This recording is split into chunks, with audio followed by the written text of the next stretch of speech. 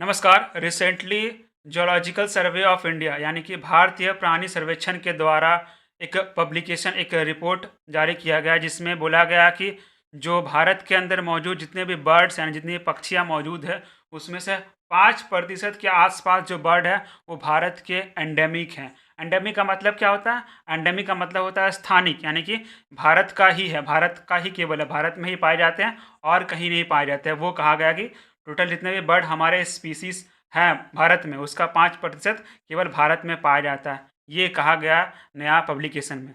तो आज हम लोग इसी वीडियो में इसी के बारे में चर्चा करें कि पब्लिकेशन में और क्या क्या फाइंडिंग्स हैं।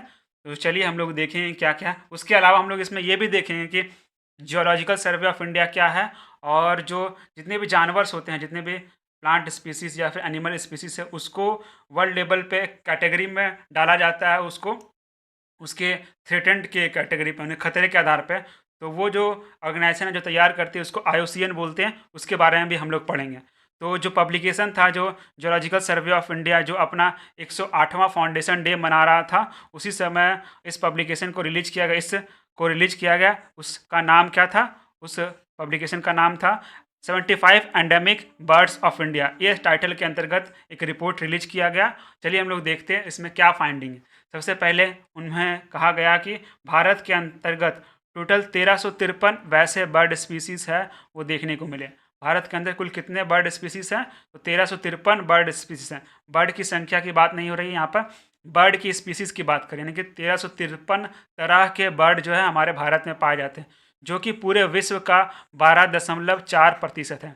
कुल विश्व का 12.4% है। उस हिसाब से देखा जाए तो 10,000 के आसपास, 10,900 के आसपास, लेकिन 10,000 से लेकर 11,000 के आसपास जो बर्ड के स्पीसीज है पूरे विश्व में पाए जाते हैं, जिसमें से 1353 बर्ड स्पीसीज में 78 बर्ड स्पीसीज केवल और केवल भारत में पाए जाते हैं, यानी कि एंडेमिक है। 78 बर्ड स्पीसीज क्या है? एंडेमिक है, जो कि अराउंड 5.7% के आसपास होता है। यानी डिटेल जितना भी बर्ड स्पीसीज पाया गया उसका 5.7 यानी कि 5% लिया गया, यानी 5% जो बर्ड स्पीसीज है केवल और केवल इंडिया में पाए जाते हैं और कहीं नहीं पाए जाते। उसमें से भी सबसे ज़्यादा जो एंडेमिक स्पीसीज है वो देखने को मिलता है वेस्टर्न घाट में देखने को मिलता है। पता है आप लोग को, अगर इंडिया का मैप अगर ड्रॉ करें तो साउथ जो इंडिया है, साउथ इंडिया के जो वेस्टर्न साइड है वहाँ पर जो घाट है उसको वेस्टर्न घाट बोलते हैं, और उसी प्रकार से जो ईस्ट साइड में जो समुद्री तट के आसपास जो घाट है उसको बोलते हैं ईस्टर्न घाट। तो वेस्टर्न घाट जो है ना, वेस्टर्न घाट जैसे केरला हो गया आपका, उसके बाद गोवा हो गया, कर्नाटका हो गया, महाराष्ट्र हो गया, ये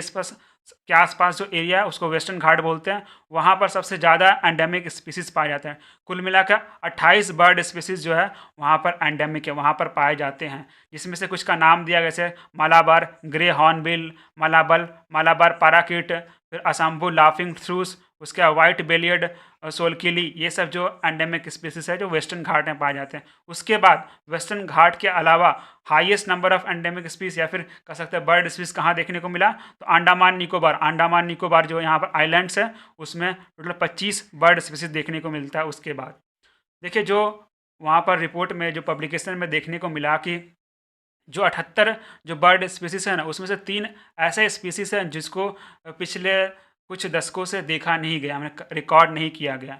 3 स्पीसीज जो है उनको रिकॉर्ड नहीं किया गया 78 स्पीसीज ने, काफ़ी दिनों से, काफ़ी दशकों से।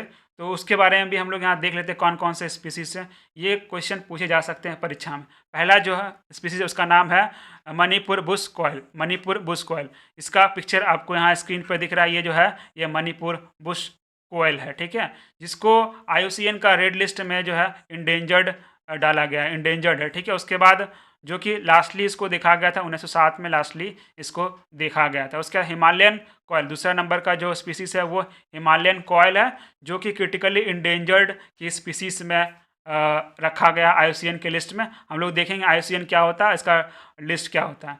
और जिसको लास्टली रिकॉर्ड किया गया था हिमालयन कोयल को, लास्टली देखा गया था पिछली बार कब देखा गया था? 1876 में देखा गया था, तब से अभी तक इसको नहीं देखा गया, और ये क्रिटिकली इंडेंजर्ड के स्पीसीज में है, ठीक है। उसके बाद तीसरी स्पीसीज जो है जो नहीं देखने को मिला काफ़ी समय से, वह है जर्डन्स कॉर्सर, जो कि अगेन क्रिटिकली इंडेंजर्ड के कैटेगरी में आता है। उसको लास्टली 2009 में देखा गया था। तो हो सकता है ये स्पीसीज जो एक्सटिंक्ट हो गए होंगे वाइल्ड में, या फिर एक्सटिंक्ट हो गए होंगे, इसके चांसेस ज़्यादा बनते हैं, क्योंकि क्रिटिकली इंडेंजर्ड कैटेगरी में है ये। और देखिए आगे क्या हम लोग फाइंडिंग्स मिला इस रिपोर्ट में। तो अगर इस रिपोर्ट में 78 एंडेमिक स्पीसीज़ में देखने को मिला कि 75 जो है थ्रेटेंड की कैटेगरी में आते हैं, IUCN के थ्रेटेंड के कैटेगरी में आते हैं। IUCN का 9 कैटेगरी है, उसमें से जो सबसे ज़्यादा वैसे जानवर जो विलुप्त के होने के कगार पे है या फिर जिनकी संख्या घट रही है, उसको थ्रेटेंड की कैटेगरी में रखा जाता है, थ्रेटेंड की कैटेगरी में रखा जाता है, और एक है नियर थ्रेटेंड की कैटेगरी में। तो थ्रेटेंड के अंदर अगेन 3 तरह के हैं। पहला क्रिटिकली इंडेंजर्ड, हाईली रिस्की, उसके बाद है आपका इंडेंजर्ड, और उसके बाद है फिर वल्नरेबल है। ठीक है, तो कुछ ऐसे स्पीसीज़ देखने को मिले जो कि थ्रेटेंड है, यानी कि तीनों कैटेगरी में आते हैं, उनको भी देख लेते हैं। तो 3 स्पीसीज़ ऐसे मिले ना, 3 स्पीसीज़ ऐसे मिले जो कि क्रिटिकली इंडेंजर्ड में आते हैं। 3 स्पीसीज़ क्रिटिकली इंडेंजर्ड में आते हैं, उसमें से 2 जो है हिमालयन कोयल और जो आपका जैडोन कॉर्सर जो पहले बताया गया है, जो कि क्या है, जो काफ़ी समय से नहीं देखा गया, वो दोनों हैं, और एक और स्पीसीज है जिसको बोलते हैं बोगनविलिया। ये स्पीसीज हैं, 3 स्पीसीज जो है क्रिटिकली इंडेंजर्ड में आते हैं नए पब्लिकेशन के अनुसार। उसके बाद 5 वैसे एंडेमिक स्पीसीज है बर्ड के जो इंडेंजर्ड कैटेगरी में है, और 17 जो है वल्नरेबल की कैटेगरी में है, और 11 देखने को मिला है नियर थ्रेटेंड की कैटेगरी में। तो ये फाइंडिंग्स मिला। देखिए, उसके अलावा हम लोग को यहाँ पर और चीज़ें जाननी हैं, जैसे कि हम लोगों ने यहाँ पर बार बार चर्चा कर रहे हैं IUCN के बारे में चर्चा कर रहे हैं, तो हमें जानना ही पड़ेगा कि IUCN क्या है। तो IUCN का फुल फॉर्म जो है international union for conservation of nature, इसका फुल फॉर्म ये है IUCN का फुल फॉर्म। इसका हेडक्वार्टर का बिल्डिंग है, ये हेडक्वार्टर आपका स्विट्जरलैंड में है। ये इसका हेडक्वार्टर कहाँ पर है? इसका हेडक्वार्टर है स्विट्जरलैंड में। स्विट्जरलैंड में इसका हेडक्वार्टर है। ठीक है, इसकी स्थापना जो की गई थी 1948 में की गई थी। इसकी स्थापना 1948 में की गई थी IUCN।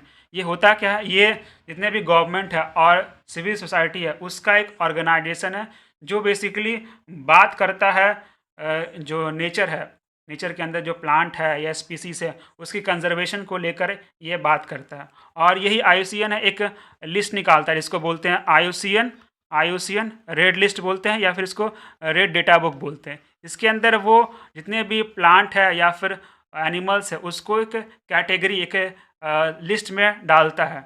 उसके किसके आधार पे? उसके खतरे के आधार पे उसको लिस्ट में डालता है।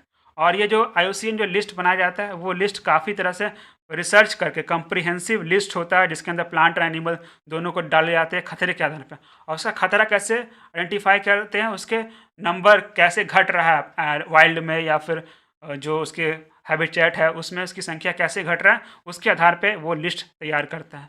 देखिए, रेड जो डेटा लिस्ट है उसके अंदर इस तरह से कैटेगरी करता है। सबसे पहले तो जितना भी स्पीसीज़ है उसको कुछ वैसे स्पीसीज़ होते हैं जो नॉट इवेल्युएटेड होते हैं, उसको साइड करता है।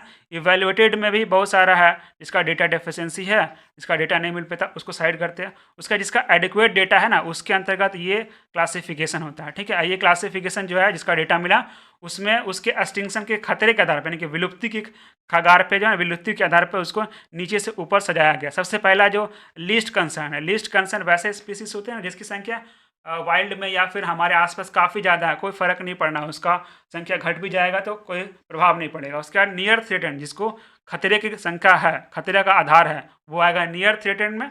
उसके बाद वल्नरेबल, ये खतरा में आता है, और इंडेंजर्ड उससे ज़्यादा खतरा है, और क्रिटिकली इंडेंजर्ड वो काफ़ी ज़्यादा खतरे में है। ठीक है, वो इतना खतरा में है कि हो सकता है वो विलुप्त हो जाए। और एक वो सबसे ऊपर जो है वो विलुप्त वाला है, एक्सटिंक्ट इन वाइल्ड, मतलब जंगल में ख़त्म हो गया है, कहीं कहीं उसको प्रोटेक्ट करके रखा गया है, कोई जू वगैरह में या फिर कोई प्रोटेक्शन में रखा गया है। और एक्सटिंक्ट का मतलब वो पूरी तरह से धरती से वो समाप्त हो गया है। तो ये एक लिस्ट है जो तैयार किया जाता है IUCN के द्वारा।